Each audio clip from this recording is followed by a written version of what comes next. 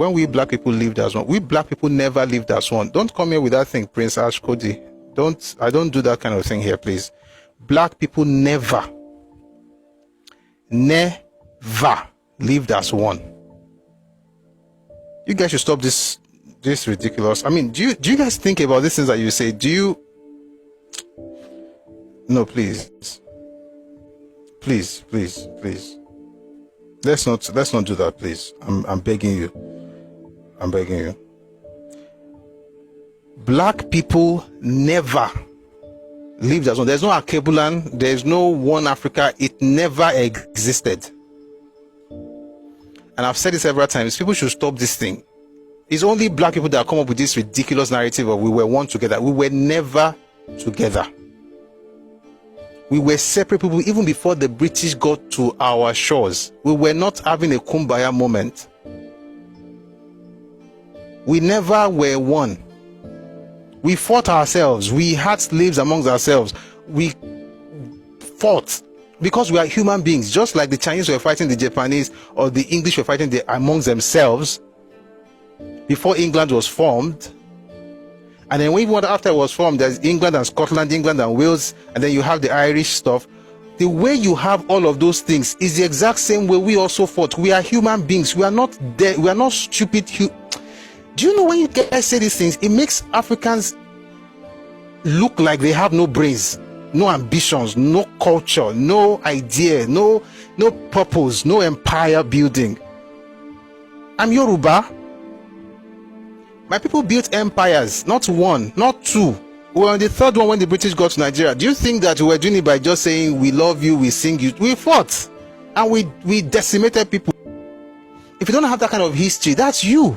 Stop saying this nonsense of we were all one. No, we were not all one, and I'm glad we were not one. Why? Because when I speak to a white person and he tells me the history of the Roman Empire, I can tell him about the Ife Empire. When he tells me about the kind of wars they fought all over Europe, I can also tell you the wars we fought in Nigeria and Yoruba land. This unity thing that you guys bandy about, you think it makes us seem superior. No, it makes us inferior. It means that when the whole world was building stuff, we were just sitting down inside bush, eating mango. Everything you mentioned happened to Igbo after the British invasion. Maybe that's why.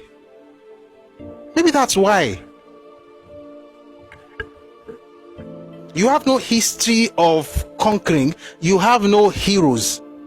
And I've said it several times. If you look through your history of the last 500 years and you cannot find 10 heroes, you are not an Asian people. You are not a civilization. You are literally just put together by the British last year. You look through 500 years of history, you cannot find 10 heroes. Anything before the British that you're shouting, 500 years before the British, if you cannot find 10 heroes in your ethnic group, 500 years before 1885,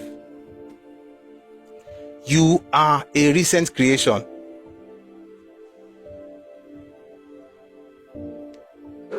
You're a recent creation.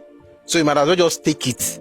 And when people talk about ancient history, don't come around and telling me that we were one. I was never one with. I mean, do you know the level at which different groups were? It's like saying that when you look at Yoruba civilization and some civilizations in Nigeria, it's like comparing Roman Empire and the barbarians. It's like saying that the Roman Empire and the barbarians were on the same level because of skin color. Because the Roman Empire was, of course, Italy. They were white. The barbarians were white. So because they are both white, they are united and they had one Europe and, no. So please, let me first address that one that people wrote there. We don't have one, we never had one Africa. The Oyibo did not destroy Africa by breaking us into pieces. As a matter of fact, what Oyibo did was two things simultaneously. Uniting strange bedfellows while breaking apart those who had their own groups. That's what Oyibo people did. For instance, for the Yoruba, they broke us into different nations and then united Yoruba people in Nigeria with people that we never had anything to do with. The Yoruba people in Benin Republic with other groups. They once, did they open the asylum today?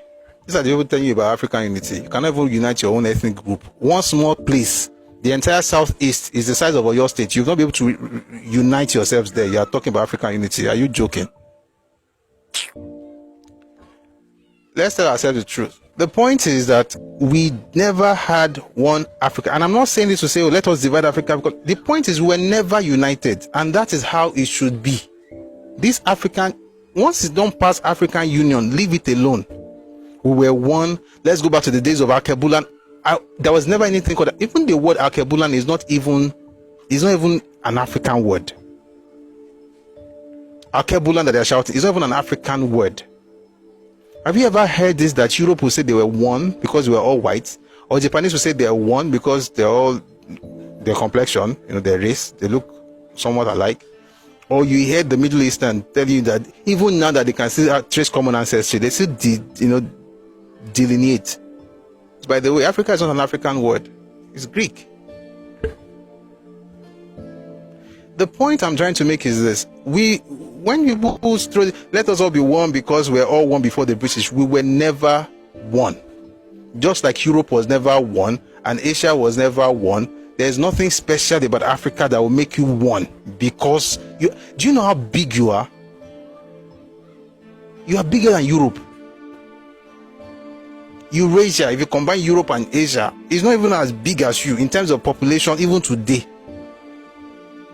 What's all this fascination with some ridiculous unity where we were one? We're not one. And we don't have to be one. That's why people are saying nonsense about having Swahili as a continental language. I was like, you use Swahili.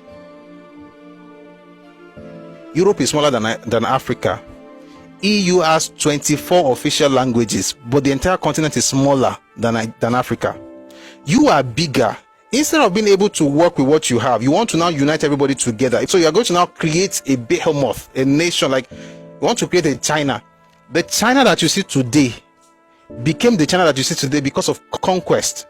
People were conquered. People were assimilated. Languages were birthed. And then you had a civilization. You are not going to do it by canceling people's languages when you didn't conquer them.